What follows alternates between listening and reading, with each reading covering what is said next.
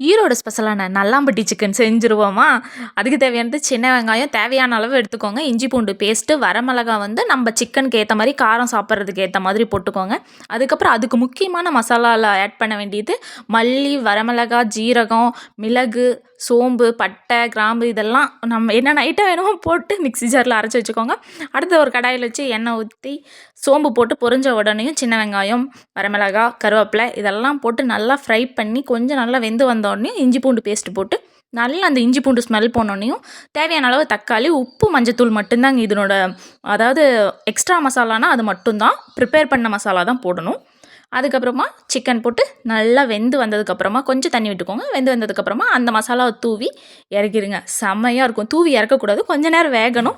இந்த மாதிரி சமையல் குறிப்பெல்லாம் நான் சொல்லுவேனா அப்படின்னு நினைக்கும் போதே ரொம்ப ஆச்சரியமாக தான் இருக்குது. நானே ஒரு இன்ஸ்டாகிராம் பேஜில் பார்த்து தான் செய்கிறேன். அதனால் டேஸ்ட்டு வேறு லெவலில் இருந்துச்சு. அதனால் செய்கிறமே ஒரு வீடியோவை எடுத்து போட்டுருவோம் அப்படின்ட்டு தான் வந்து போட்டேன். டேஸ்ட்டு சூப்பராக இருக்குது. கண்டிப்பாக ட்ரை பண்ணி பாருங்கள்.